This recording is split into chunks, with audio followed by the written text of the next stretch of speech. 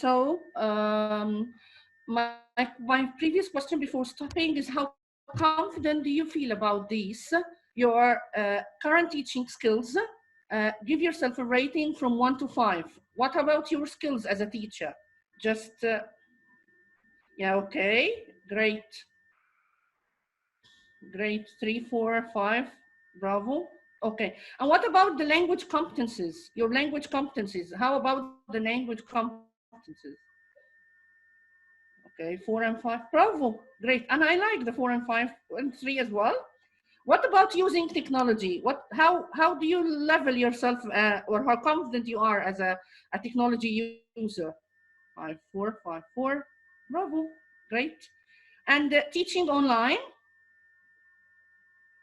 have you practiced that? Okay. Modifying activities. What about modifying activities? So, okay, so far we have a bit, and these modifying activities, I mean, you can modify it either when you were in class or online. So it seems that we have excellent group of participants. Thank you very much. Whether you are having your rating as 1, 2, or 5, everything is going to be very nice according to what we're going to deal with right now. Thank you very much. But we have to talk about adapting our instruction fast. Decide together that we'll do our best, and we, as well as our learner or our students, will be learning as we go. We will be realistic and not over ambitious, and we'll stick to what we know as much as possible, at least at the beginning. We'll stick to what we know. If you find your rating in technology as 4, great, okay. And this is not the best time to experiment. There is someone, mic, there is a mic that is open, I think.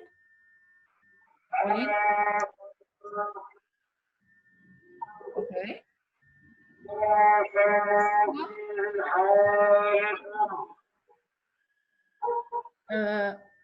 Where is this sound coming from? Walid, would you please? Can you unmute all, please? Can you mute all, please? Yes, I will. Yeah. And Okay. I think it's fine now. Okay. Thank you very much. So as not to have any kind of distraction and to have the flow of the session. Thank you very much, Walid. This is not the best time to experiment any new kind of technology. What you know, try to work on and have that, and accordingly, everything is going to be very nice. We'll learn and we'll do our best and we'll be excellent and we'll have a lot of new techniques in the future. But for the time being of the COVID-19, let us have what we already know so far. Okay, so we'll go to the FAST. What is FAST in your opinion? The F-A-S-T. And they are all adjectives, by the way. So start working on the adjectives. Can you just give us this in the chat? Your answers, please. Focus, clear. Okay. And then flexible. Adapt, simple, short. Tactical. Okay. Functional. Timed. Thank you all. Achievable, smart. What about the T? Someone said tactful. Timed, great, great. So let us deal with each and every one right now. Technology, time bound. Here we have the F for familiar, and we are going to deal with A for accessible to all. The S is going to be student-centered, and time. And we're going to deal with each and every one right now, in particular as the rules that we have to be adapting our instruction as fast as we can. Familiar. How much familiar are you finding yourself regarding your skills in using technological tools? And if so, what about the activities that you are having and you're going to deal with your students? Are you familiar with these activities? Of course, yes. You are familiar with the activities? because you were a teacher in classes before, and you are now a teacher, and you are dealing with the same activities. So activities are okay, and they have to be familiar to the students as well. And then accessible to all. We need to have reliable internet resources, and we have to have the physical study environment, which is the platform. The platforms here is replacing the classrooms. We are having the platforms, and we're going to talk in 5 minutes from now about how to get the students acquainted with the platform. Online activities and its suitability. How am I going to ask students of 10, for example, to be working together? Is this accessible? Yes, it might be, but through breakup rooms. But can I deal with that at the very beginning? This is according to you and according to how your students are very much acquainted with dealing with that. Yes, okay. And the assessment applicability. Am I going to deal with assessment? Is the assessment going to be accessible? And how can I say that it is really valid and reliable? And then student centers. Should I modify all my course goals according to having online courses? Should I modify the activities? What about the students' own pace and time? Is it going to be, am I going to modify that to be student paced? And how much personalized activities am I going to be dealing with? And then let us deal with the T, which is the time, about my planning. Should I be planning my lesson again? Should I adapt my previous one? Should I plan or conduct the activity online the same way that was planned or implemented in class? And this is all for adapting our instructions as fast. Then we'll move to online students role.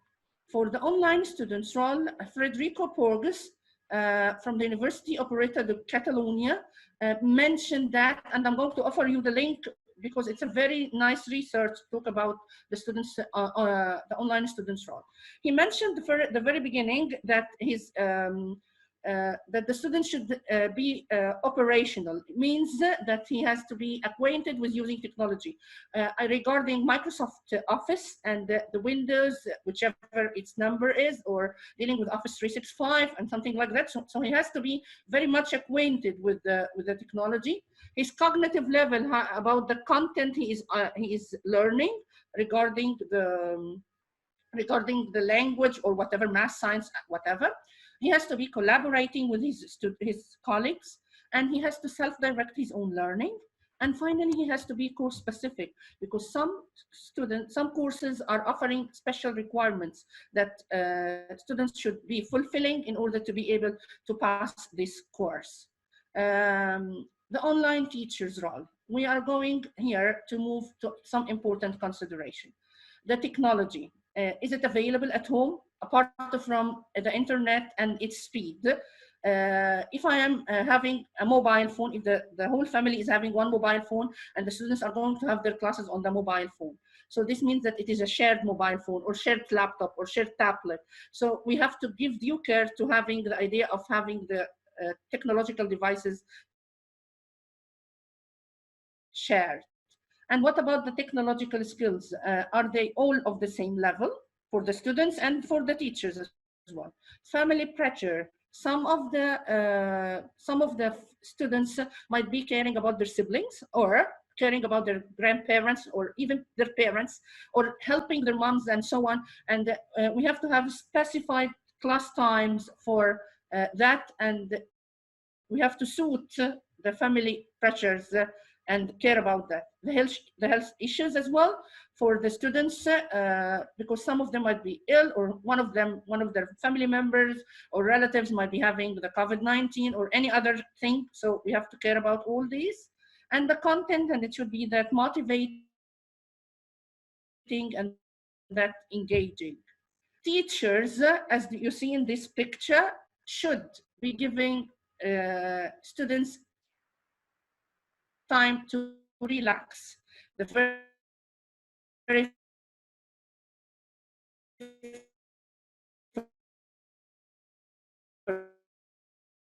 first, the happy section, and we should show them how to raise their hands and how to mute or unmute themselves if this is required, how to use the annotations if this is required.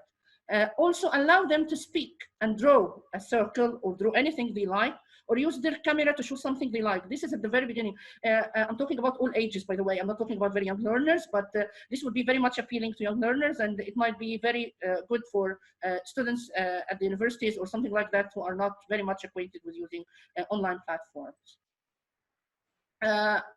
Also, it's better for the teacher to allow movement, especially for young learners and or those who are having problems with their eyesight, because some parents are caring about that because they don't like students to be sitting on the screen all day long or something like that for the different classes that you do have. Allow students to have some choices of the activities they might be having, or and use the digital copy of the course book. And when you either the digital or the hard copy of the course book, try to work on thinking of which activities is suitable to be working alone, for the students to be working alone or in pairs or in groups, whatever. Balance between the screen and the non-screen time activities. Which activities is much more suitable to be dealt with while you are in class with them live, and which is suitable for having it outside the class time while they are offline. Most importantly, whenever you are to be starting their class, orientation is over, retain familiar routine. Like when you said, for example, you said, good morning class, or class, and they have to say, yes, yes. By that, they feel that they are they are indulged in the whole situation.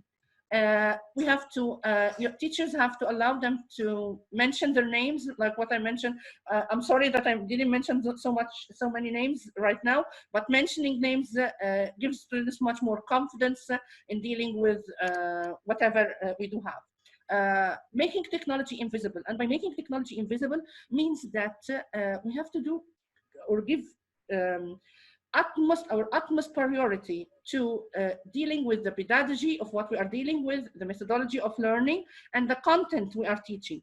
Don't care about offering so many technological applications so as to make the students very much amazed about what you are dealing with. This is not the time. At the time being, we are in need of letting the wheel move on, nothing more. In technology, let it be visible, but later on, not now, right? As we said, we have to be selective and simplify whatever we are having, and present small chunks.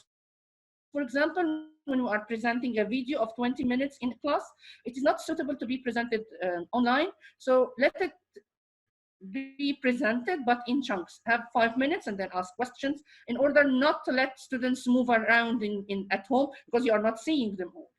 And most importantly, checking back that you are still meeting your objectives.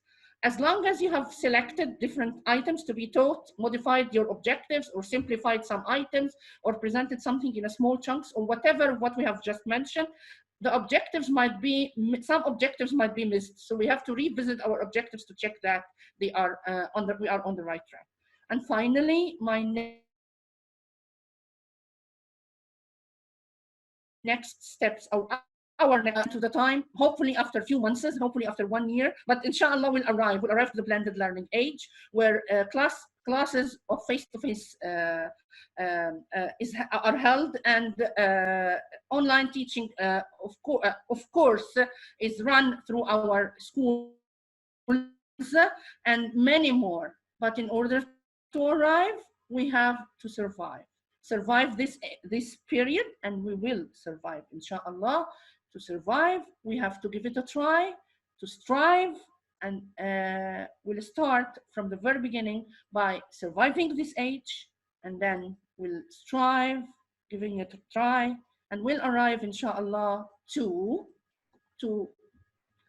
the age where we are all seeking, where education is going to be flourishing. Let's look at this teacher. What do you think she's thinking of? Look at the picture, please, and tell me.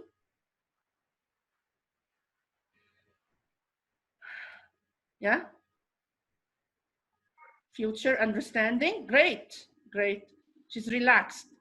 Yeah, she said, okay, controlling and putting the books aside and thinking of online resources. Bravo, great, great.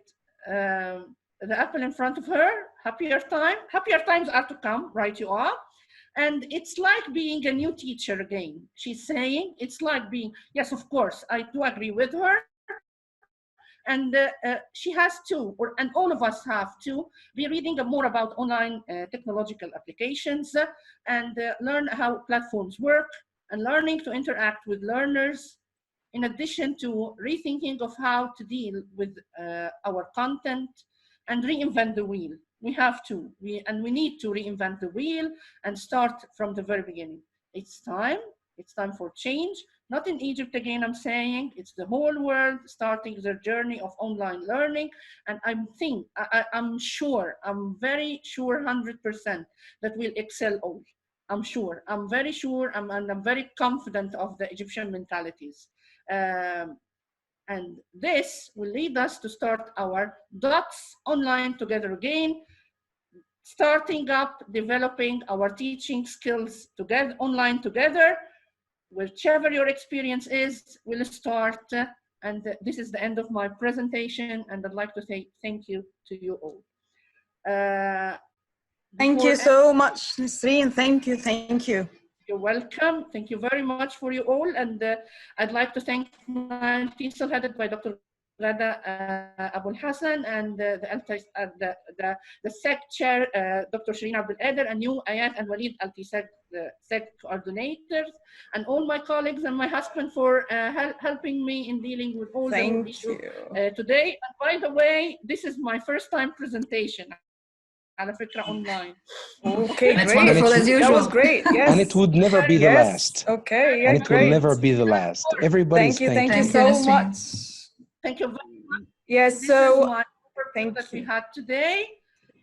This is what we have talked about, and finally, this is the online or the short URL of an online teaching book about tools and techniques. This is a present from me to you all, and as well as the research done about online learning. Okay. If you'd like to just take a snapshot of the screen. Yes, please. Would be great. Great. Thank you very much. Yes. Thank you so much, Nisreen. Thank you. All the comments. We appreciate having you here. Thank you.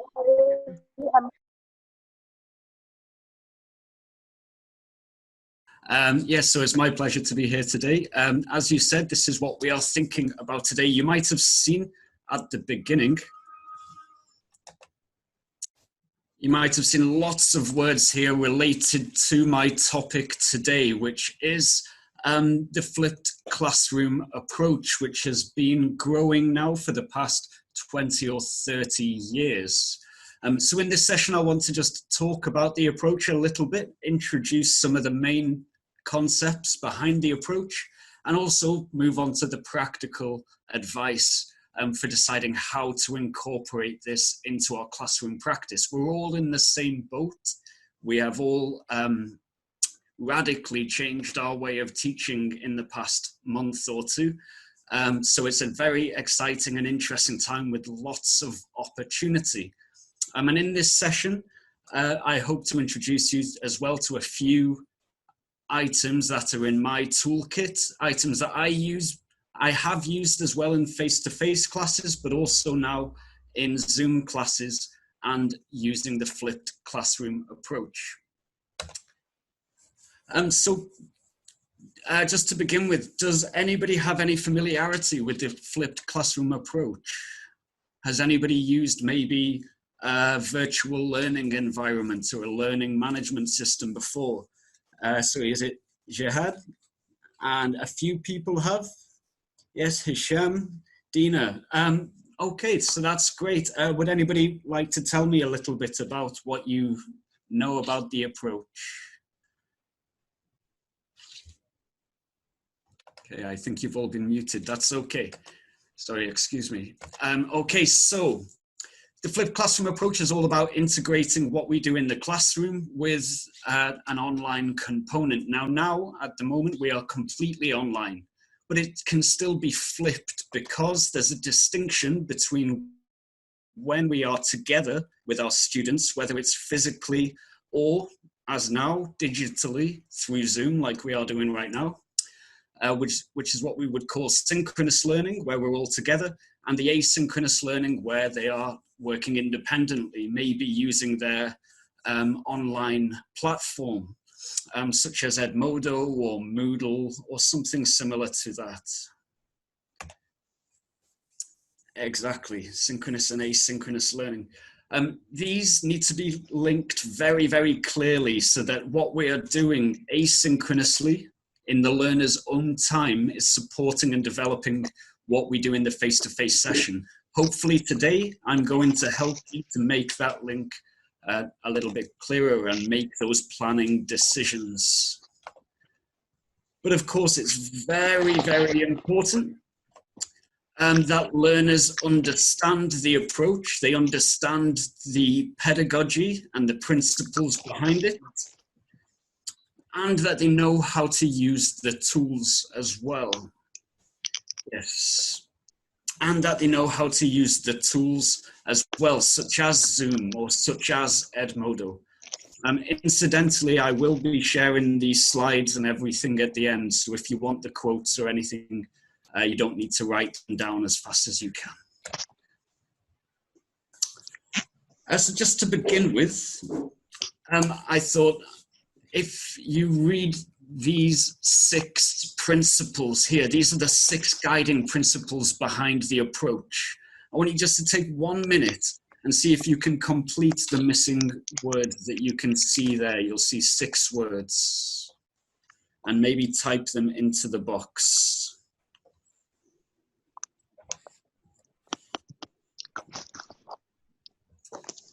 Okay, very good.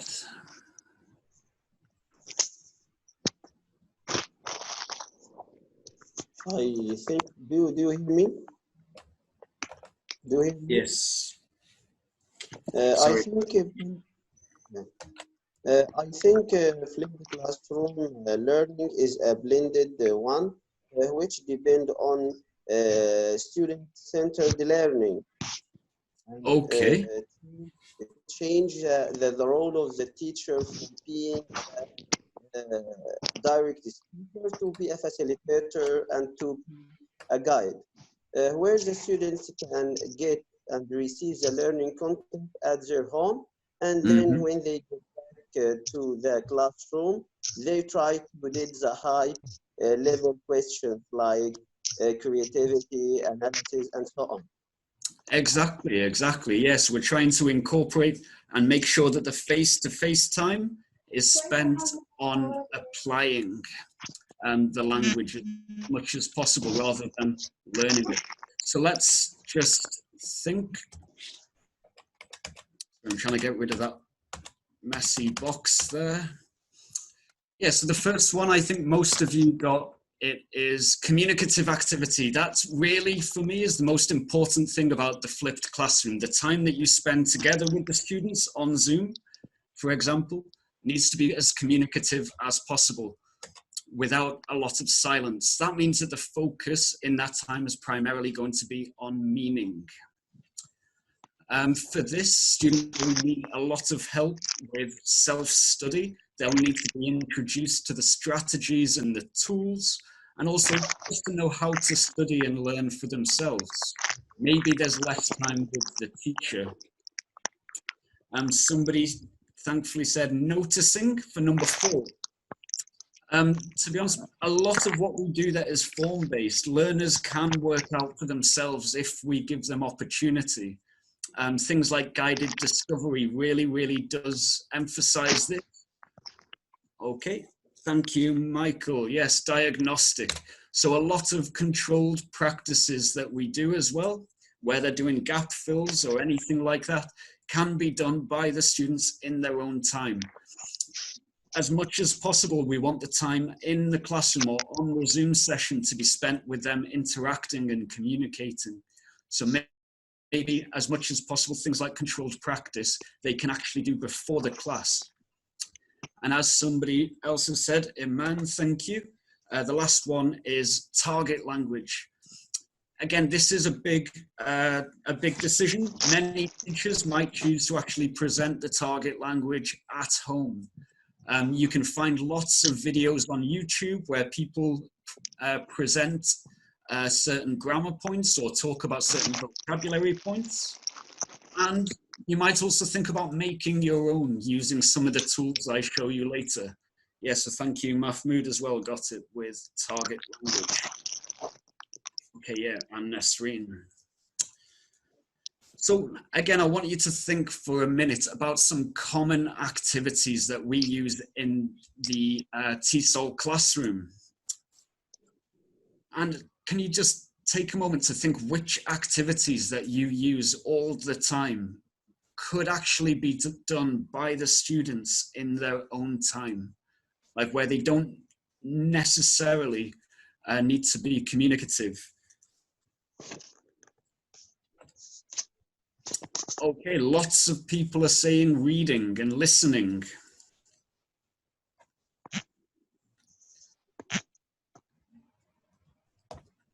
Yeah. Receptive skills, absolutely. Writing, yeah, again, it's a very quiet activity. Yeah, exactly, Hannah. Lots of input.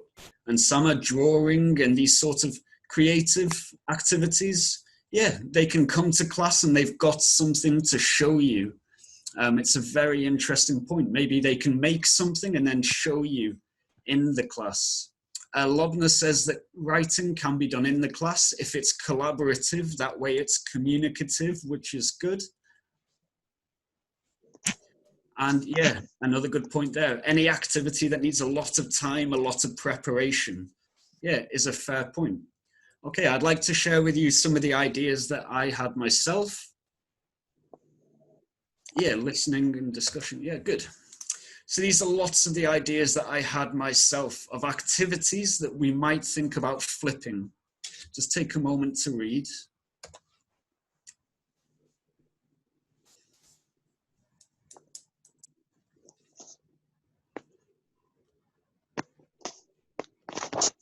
I'd like to highlight just a few of them for you. Many people said listening and reading can be flipped.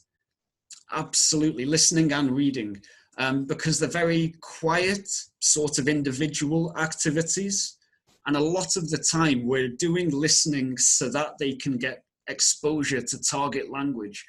They can get that exposure at home and come to the class prepared to produce already.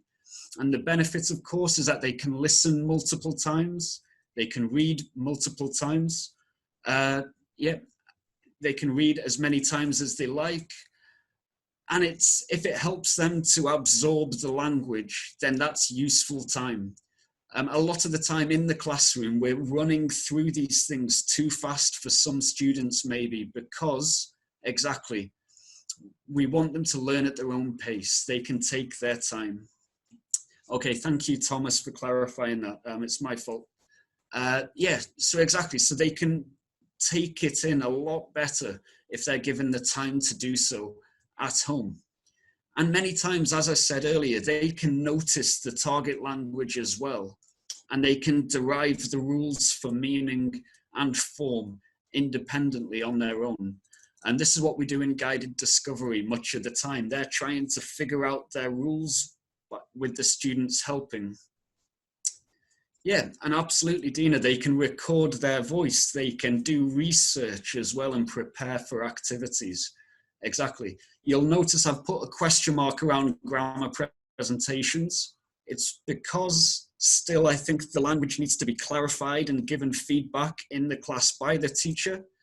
But in this way, the feedback can be more targeted because, for example, they've had a presentation, they've done an activity, they've done a gap fill, and then the teacher can see which areas they have trouble with, and they can give them more targeted feedback.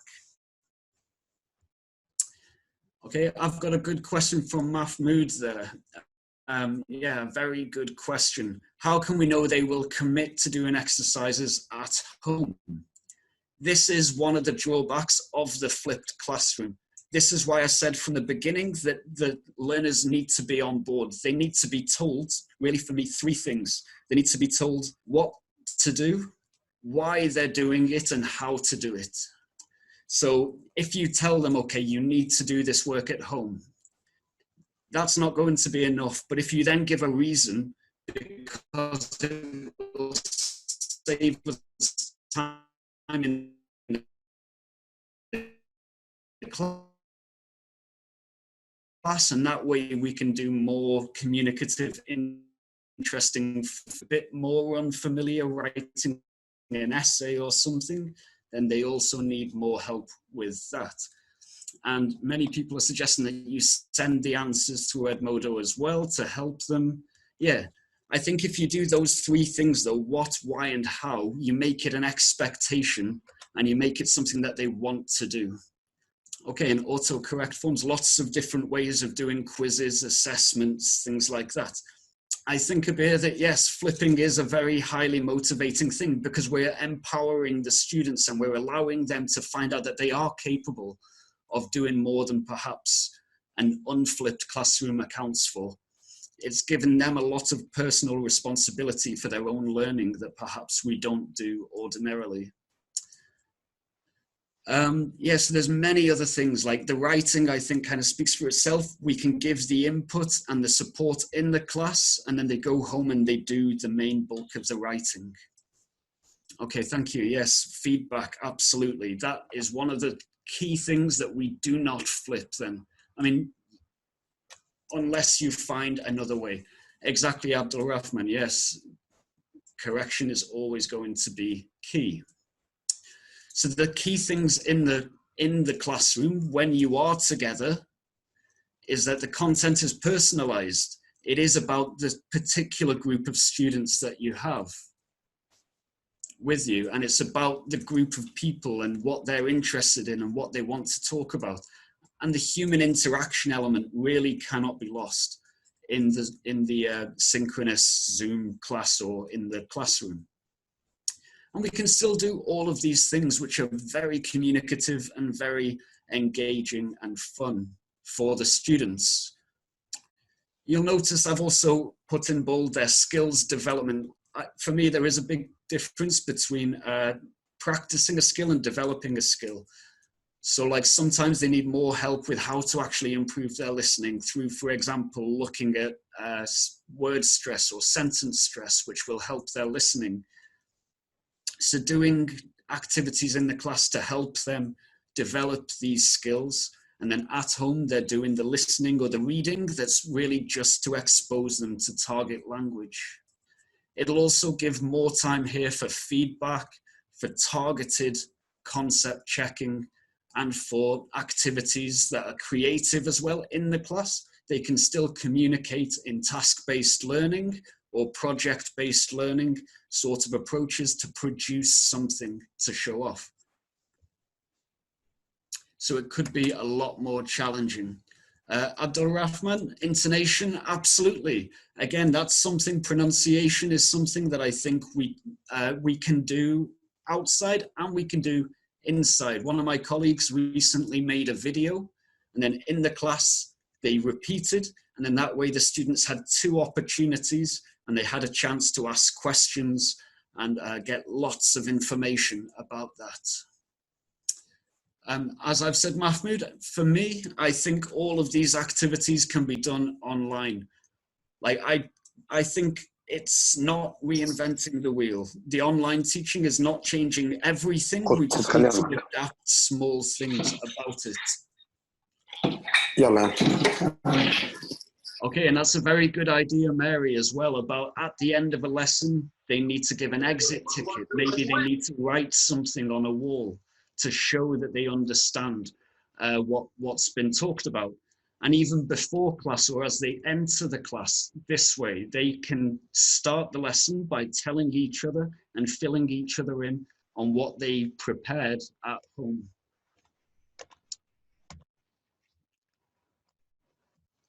Now I'd like to spend just the last part of my talk here. I will take some questions in a moment, thinking about tools, technology tools that we can use in flipping.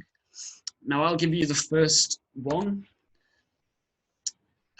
It's, if you want to have an asynchronous sort of learning environment, it's important that we have a shared space.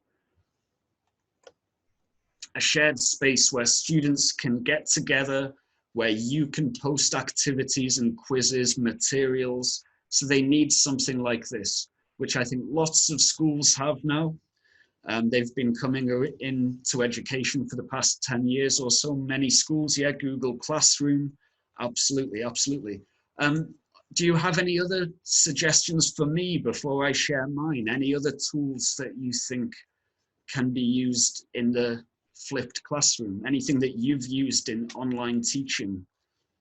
Okay, we've got Blackboard. Okay, so okay, lots of good ones. I'm familiar with many of these, but maybe not some. Wakelet, for example, is a new one to me. Would you mind telling us about Wakelet? Yep, Kahoot I know is very popular. Flipgrid. And Nada came up with Scholera. Again, it's another new one for me. Classera. Okay, yep, I know Classera. Class Dojo for the classroom management, absolutely. Okay, thank you, Michael. Yeah, so a Padlet type thing. Yeah, so collaborative documents like Padlet is my suggestion, or Wakelet that was just offered. Or you could use WhatsApp. Yes, Samir, if that's in your policy, yeah, you could use WhatsApp to interact with your students and send them information. But there's other ways of making collaborative documents and shared spaces, such as using a Google Doc, which students can change, and they can collaborate at home and make things. Okay, so another new ones, and wiki pages as well. I'll also encourage video creating. We can make our own videos. Like I say, we can find them on YouTube, we can find them, but I think it's always better for our students if we think about making them as well. Like, we can record presentations, we can record ourselves just talking, we can do lots of things, and that way it's going to be more personalized for your students and more more contextualized to whatever materials you're using. You can do live streams as well, maybe a live stream question and answer session or something. Somebody up above suggested Edpuzzle already. This is one of my favorites. It's where you can make a video and insert questions. So they have a task, and it could be vocabulary. You can put CCQs like concept checking. هو متابع الأخبار، متابع المواعيد بتاعت السيمينارز دي يعني. Excuse me? Okay. Yeah, and another one to make some visually appealing infographics there. A lot of you mentioned Kahoot. There are other similar ones to create online interactive quizzes. At the beginning, I started with a word cloud, which is very good for giving vocabulary, very good for giving like an overview of a reading, encouraging prediction. Yeah, we can give podcasts and videos. Youglish, if you're not familiar, is a very interesting one where, for example, if you've just learned a new word, I just learned this new word the other day. It will find it on YouTube in a video on YouTube so that the students can see it in a context. They can see it in a sentence as well for connected speech.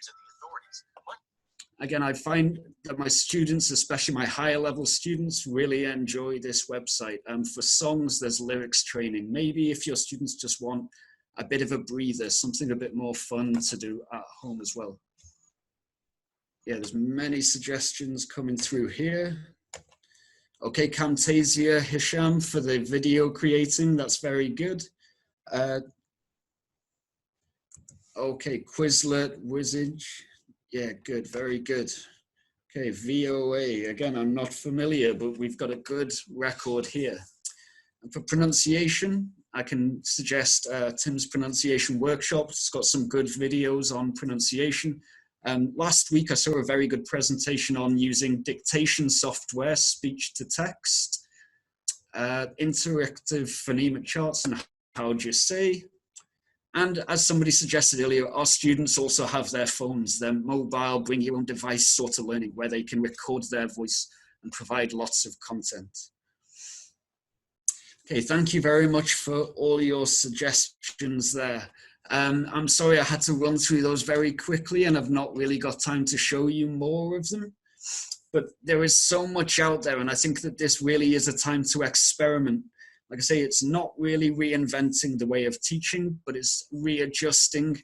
And I think with flipping the classroom, it's a really, really good way to make sure that our students are receiving actually a better opportunity to learn, more autonomy in the classroom, and a more focused communicative time with the teacher.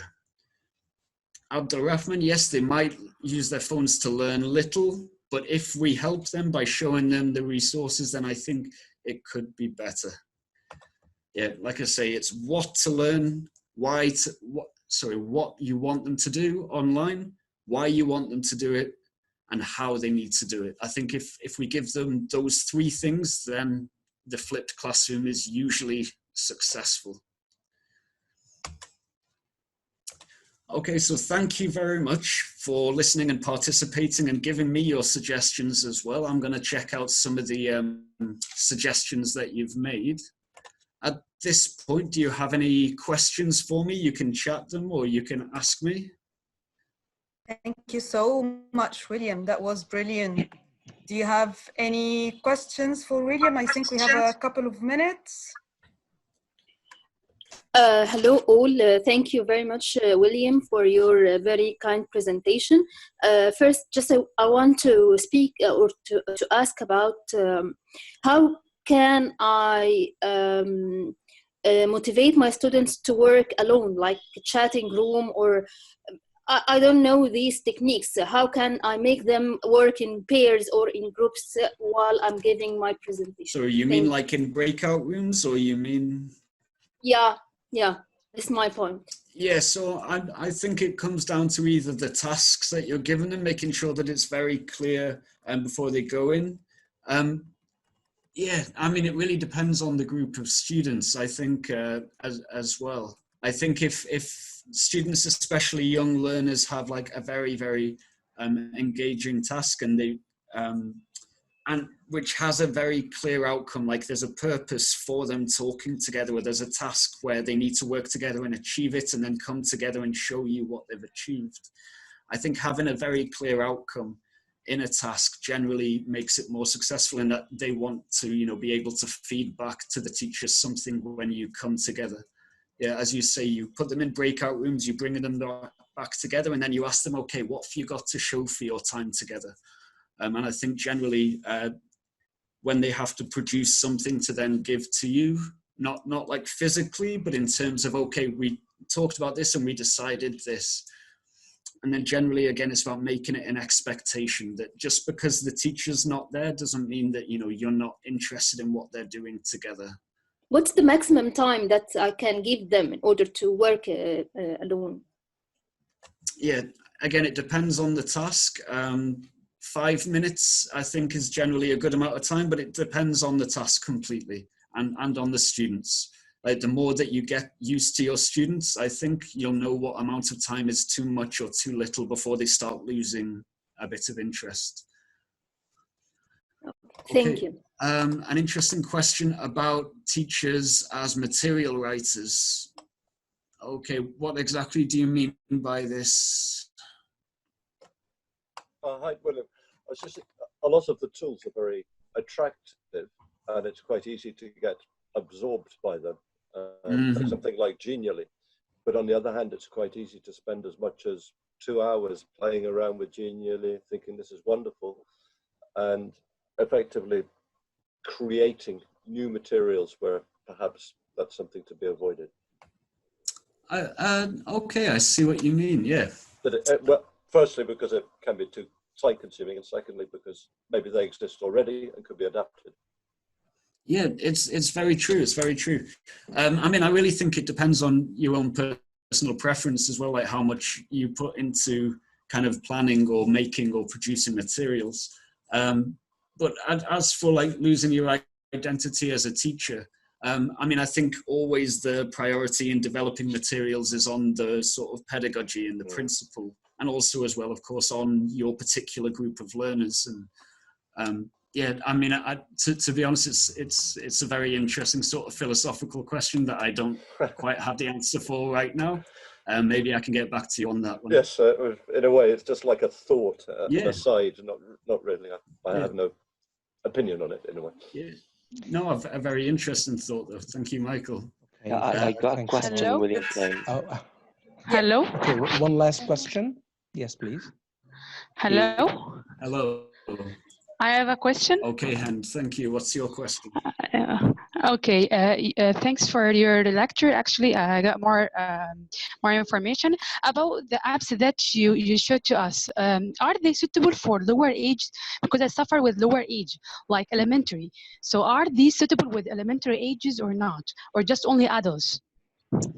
I mean, you can use certain tools with young learners. You'll have to think through maybe the child protection sort of side of things, especially. It's certainly something that I've used with teenagers and with adults. As for, I think you need to take it on a case-by-case basis, and certainly consulting the policy within the school or institution that you work. Okay. Thank you so much, William. That was great. We need to wrap up here. And William has kindly shared the presentation in the chat, so you can get access to it. And we're going to share the recordings later on Nile TESOL LTSIG Facebook page. Thanks a so lot, for now, William. Yes, Ayat, we'd like to thank William for the wonderful input about flipping classrooms, resources and strategies, etc.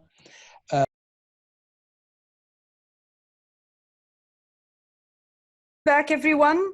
Thank you so much for coming back. And it's a great pleasure and honor to introduce my dear colleague and friend, Hanna Huggies. So Hanna is a freelance ESOL practitioner and teacher trainer. She's currently Nile TESOL Professional Development Chair and the former Learning Technology Special Interest LTSIG Coordinator. We do miss you a lot, Hanna. Miss you too. Thank you. She earned her MA in TESOL from the American University in Cairo in 2017. Her research and training interests include learning technologies, pedagogy, and assessment. So without further ado, please let's welcome Hanna. Thank you so much for coming. The floor is yours. Thank you, Ayat, for the beautiful introduction. And thank you for the positive energy here. Just being around you guys, Walid, Shireen, and all the participants. Thank you for coming.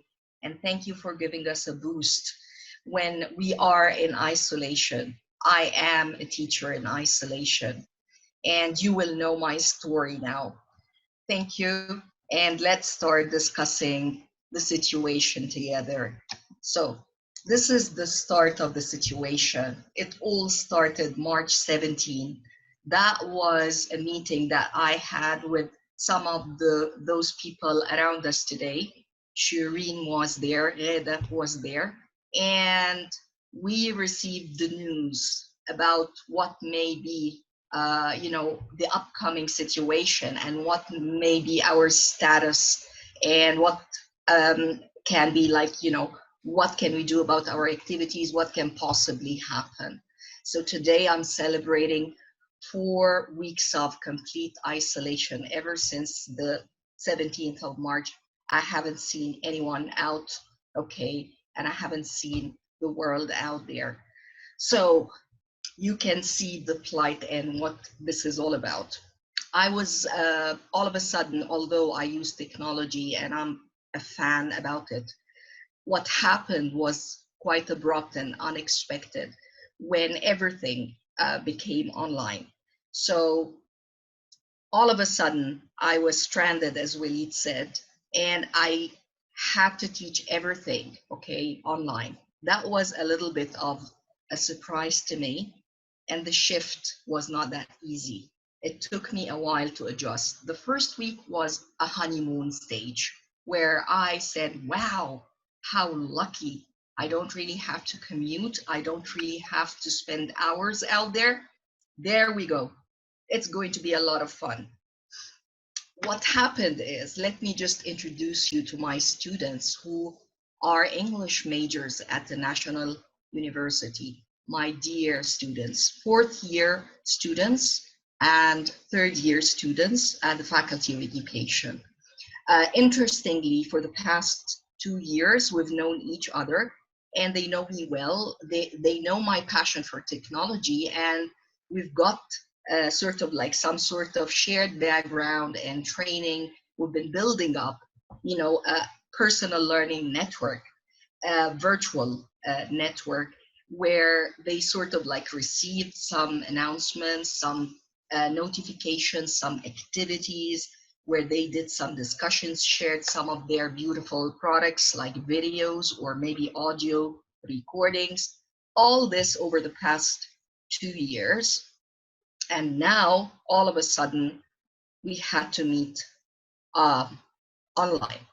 Remember, National University, I had a class of 3 hours, another class of 2 hours, and it's not really possible to teach the whole time 2 hours or 3 hours online.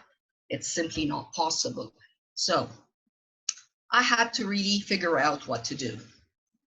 I had to use some of the existing tools that I had. I already had a Facebook group with them where I posted, you know, activities and started discussions, you know, over topics. I'm giving an essay class this semester used to teach speaking. So it's easy to brainstorm ideas or do some reflections on various topics. We sort of like added to that, we invested on that, in addition to like content, okay, where I had to really throw in some activities from the book or other sources where students had to look at the activities, come back, okay, and we could meet online.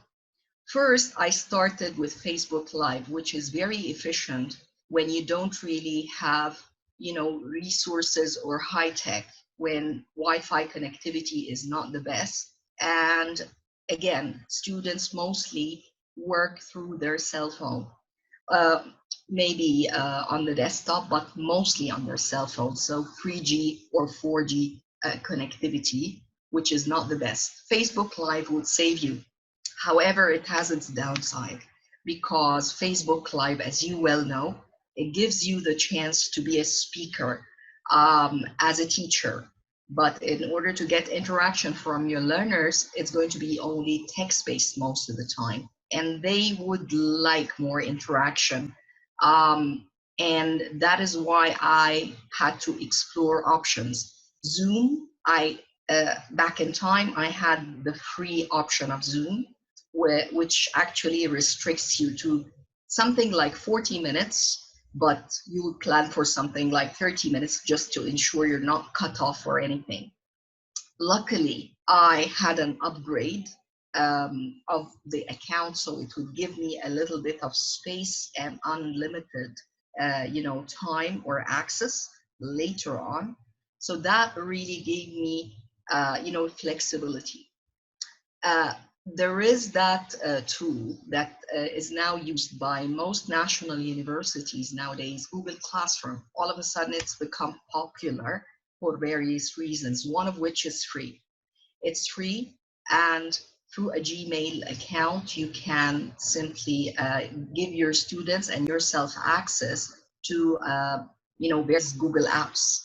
So it was like, you know, popular all of a sudden, and now everyone is on it, but it's not as user-friendly as we would like it to be. Unfortunately, people don't really feel that good about it.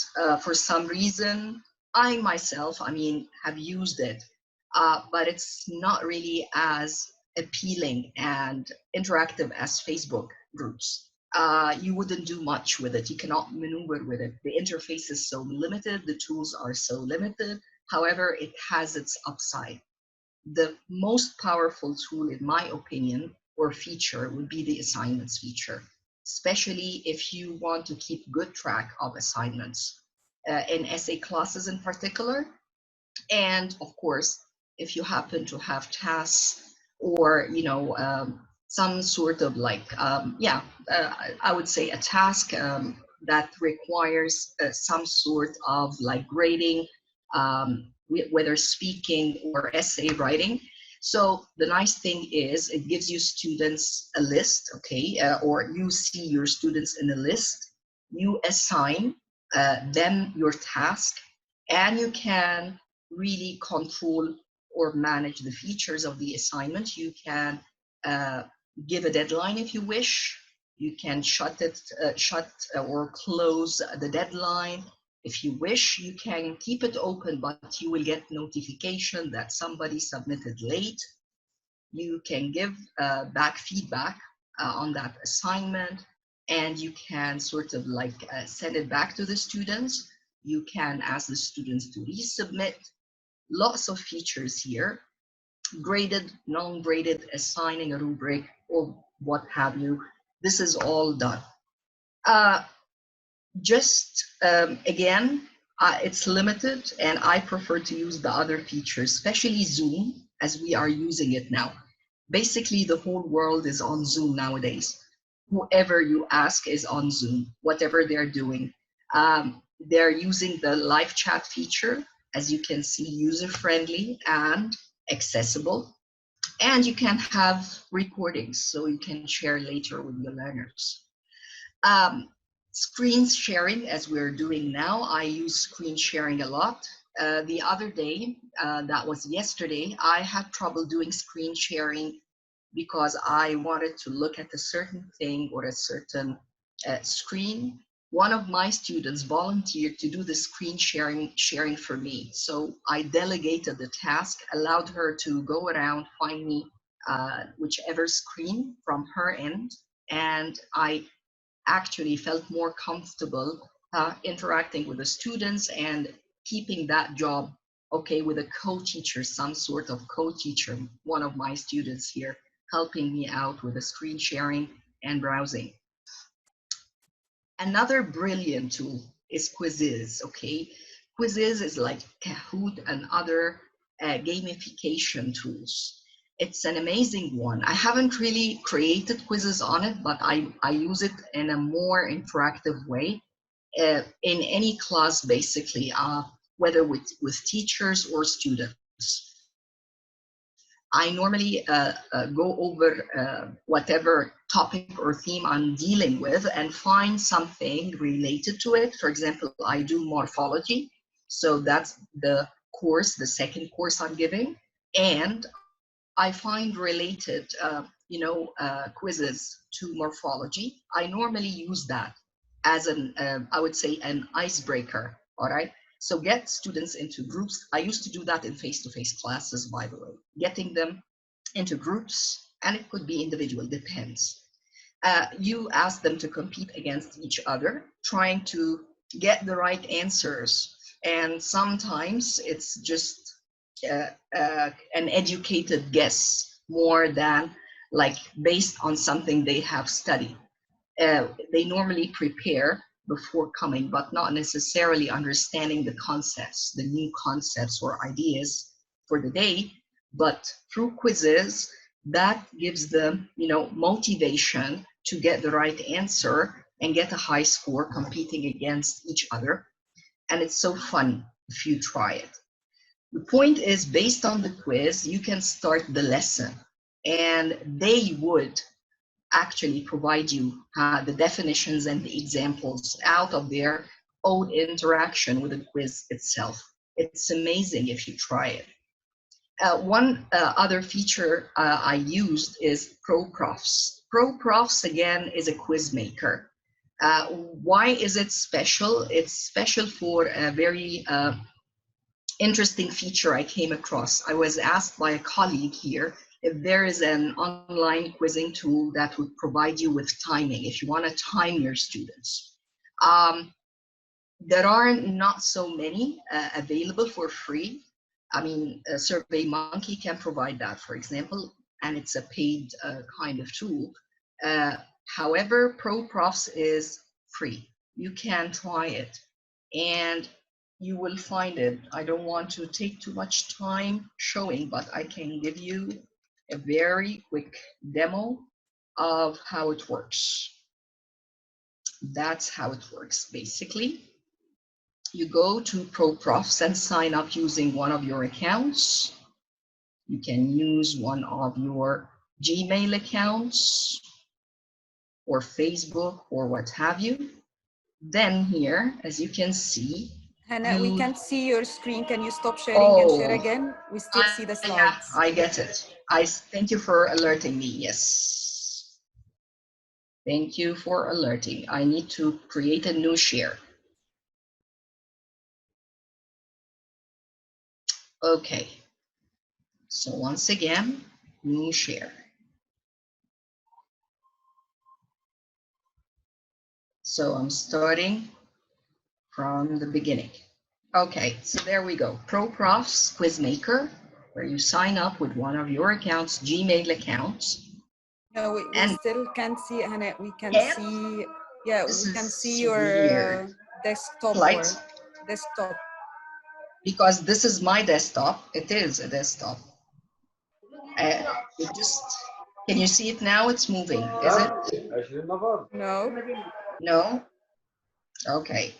So I'll stop again. Okay.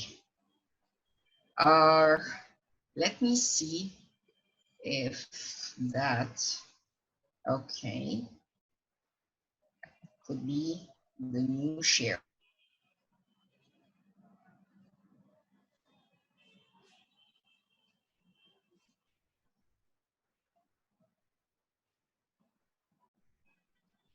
Hello? Yeah, I think we lost Hanna. Hello?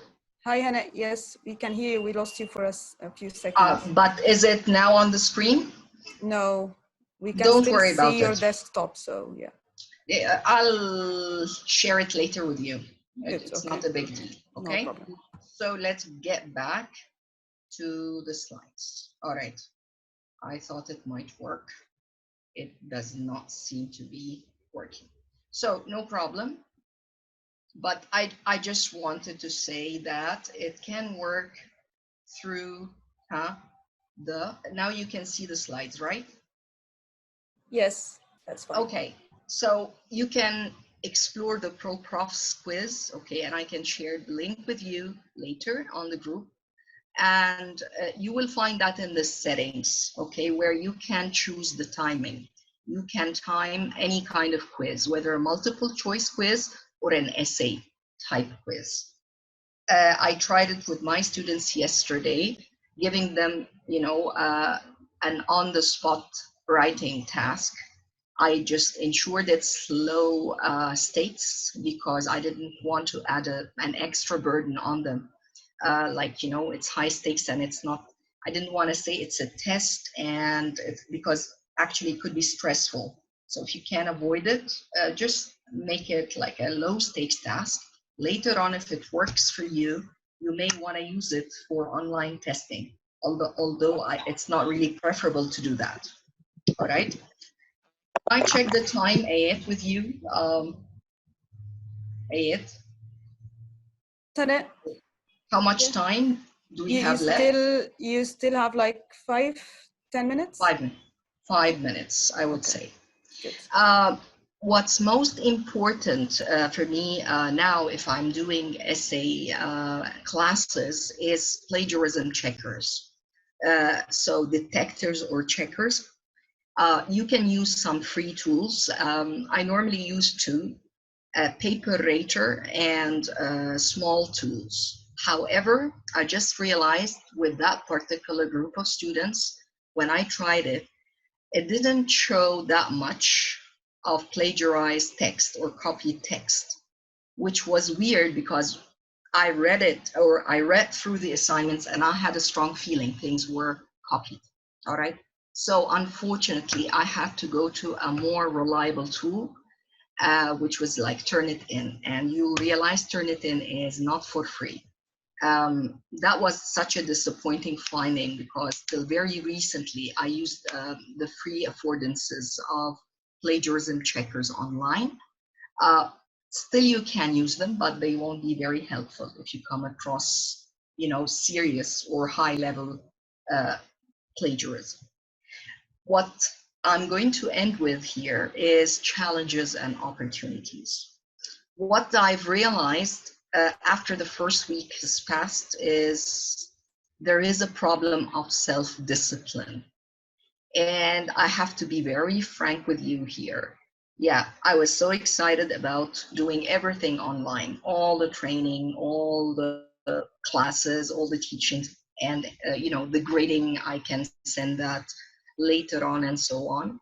But I just, because I had so many things going on in my life, all right, all of a sudden I froze. It became such a burden to show up regularly on a particular day and a time slot, okay, and due to running classes, it was like, you know, at the very beginning, it was real hell. It took it out of me. I felt drained of all energy simply because of the very simple fact that it is intense to do an online session. And doing 2 successive sessions online, interacting, preparing, responding, because there is online work and offline work, that can take it out of you. You gotta have self-discipline and try to discipline students too by training them, all right? And giving them your expectations and, you know, being a little bit forgiving, because not everyone can be there on time. Not everyone can, submit everything on time. You gotta really give them leeway and just, mutual trust that they're trying their best. And I'm lucky to have that group of students. They're trying their best. Be human, be yourself as much as possible. However, yes, there will be time management problems. There will be management problems that you have to really maneuver with. I've experienced and still am experiencing fatigue and burnout, I have to admit. Now, after 4 weeks of isolation and lockdown, I feel completely burned out, lacking energy, but still struggling to keep up and catch up with my tasks, catch up with my dear friends, catch up with my dear students, and I won't give up. I have to really rework my techniques. I have to learn new strategies to be there and discipline myself a little bit more. Now that I know now I lack discipline, I have to admit and be very frank with all of you here, but still, together we teach each other, and together we gain and support each other. So I'll be very grateful if you provide me some tips, if you're able to be, self-disciplined, being on time, and not experiencing burnout or fatigue along the way, giving yourself breaks and enjoying your personal life at the same time, fulfilling your duties as a teacher. On that note, I would like to thank everybody. These are a couple of references you may want to go over, where I had some of the ideas here on best practices and how to do a better job as a teacher. Thank you very much for joining us today. Thank you for listening to me, and I'll be happy to hear your questions or comments. Thank you very much. Thank you so much, Hanna. Thank you.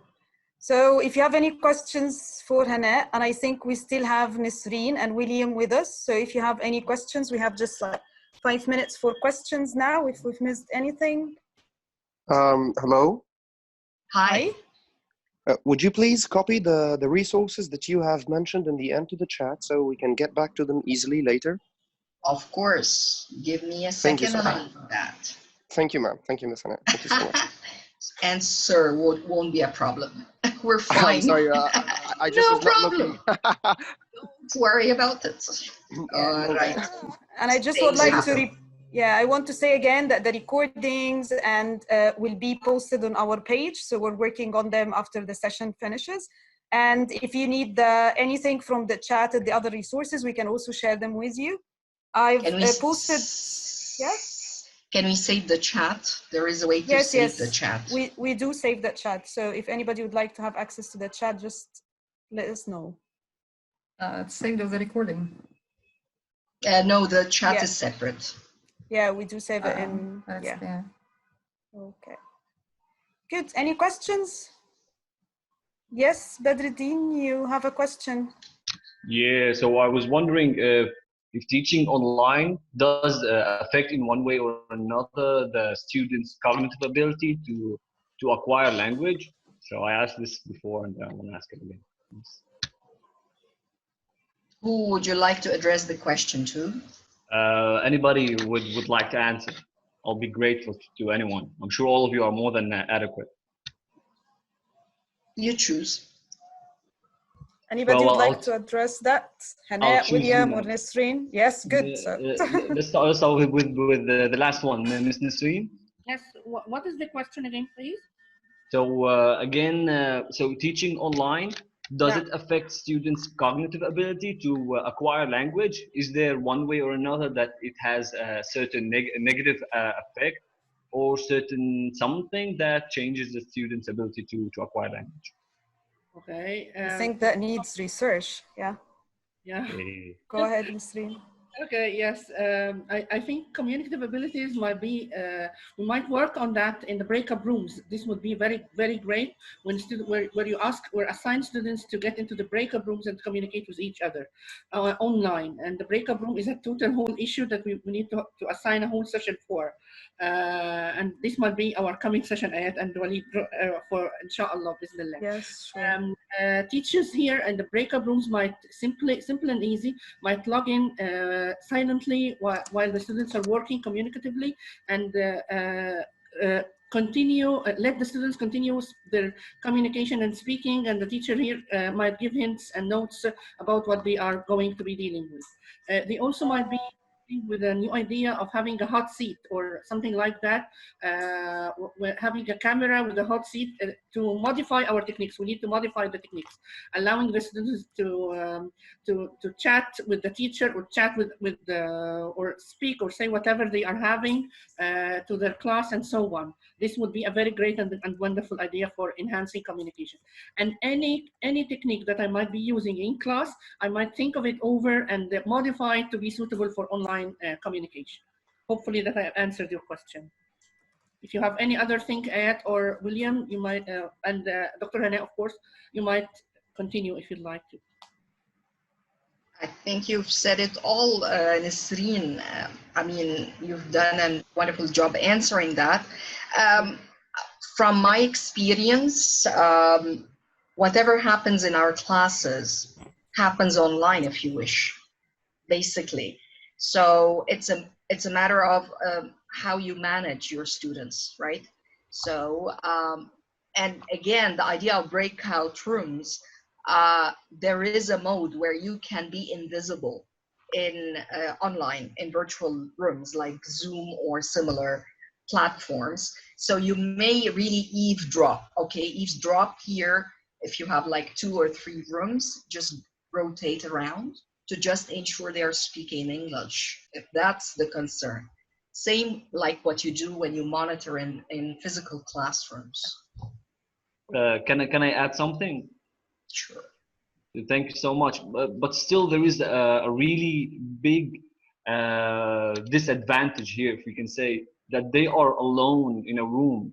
They are not in a class with everybody. There's still this gap. I guess this is a really as old as social media. There is still a bad effect for students to be learning through a screen. So can like as much as you can make it fun, but still be like a lone person, you know, like he's alone, he's doing his stuff all by himself. And so is it online teaching a good something? I'm saying maybe we I don't know. Is there any ideas beside that? I'm sorry, I guess I got too general. Yeah. William? Yes, sorry. Yeah, I think it is a new field, and it is new to all of us, and the research hasn't been done yet on, you know, the long-term effects of these things. I think it's a very interesting point that you bring up, and it's important as well that when we do kind of educate, especially with children, that it is about emotional and social development as much as the language. And it is about trying to kind of circumvent the loss that we have from the face-to-face. We can only do so much online. But like I say, I think the research is yet to be done about the long-term effects of this. But it's an interesting point, nevertheless. Good. Thank you so much, Badruddin, for the question. Would like to wrap up and have a few announcements. So Walid, are you ready? Yes, thank you, Ayat, and thanks to all our presenters, Nisreen, Bahgat al-Nasr, for the first session about starting up dots online together. Also, William Boyes on the second session about to flip or not to flip. And the third session, Ms. Hanna Huggies, about her session about teaching in isolation. We have a little announcement concerning our upcoming events, inshallah. If anyone is interested in sharing his knowledge or her knowledge, experience, you can simply fill in the form that has the link there, bit.ly/LTSIG,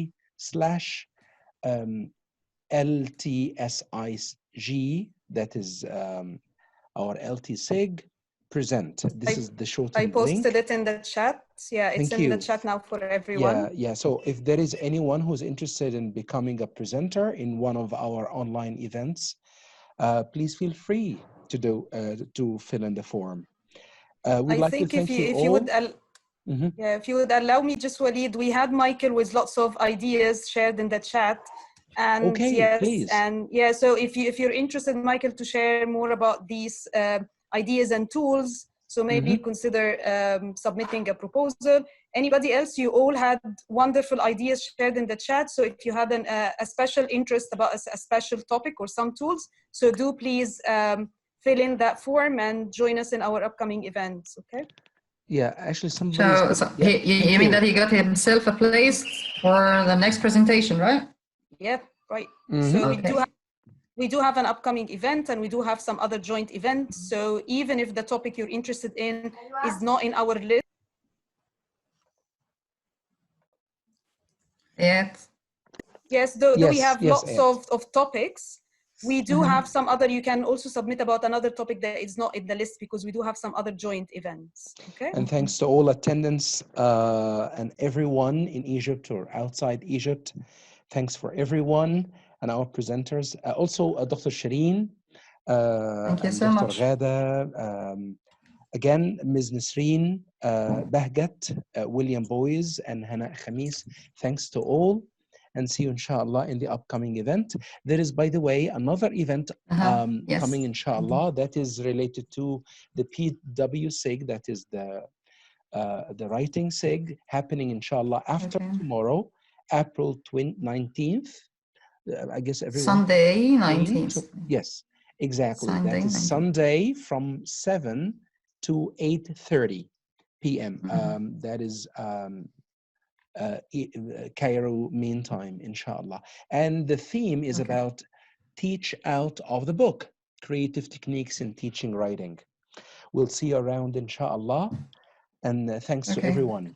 Thank you. Can I say something before you just end up? Yes, please. Yes, sure. Well, you forgot actually to thank yourselves. Well, I'd like to thank Ayat and Walid for moderating the session, for designing the session, for talking to the presenters, for taking all the trouble to do this, actually to come up with this wonderful event.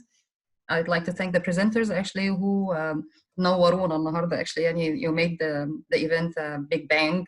Okay. I'd like to thank the attendees, everyone. Well, see you inshallah in the coming events. We have lots of events, so please stay tuned. Thank you so much. And stay safe. Thank you. Yes. Thank you. Stay safe. Bye. كل سنة وانتم طيبين. I forgot. Yeah. Happy holidays, everyone. Happy Easter and happy holiday. Spring day. Yeah. Inshallah. Stay safe. Yes. Thank you. Thank you so much for joining us. See you soon. Bye-bye. Bye. Okay. Thank you.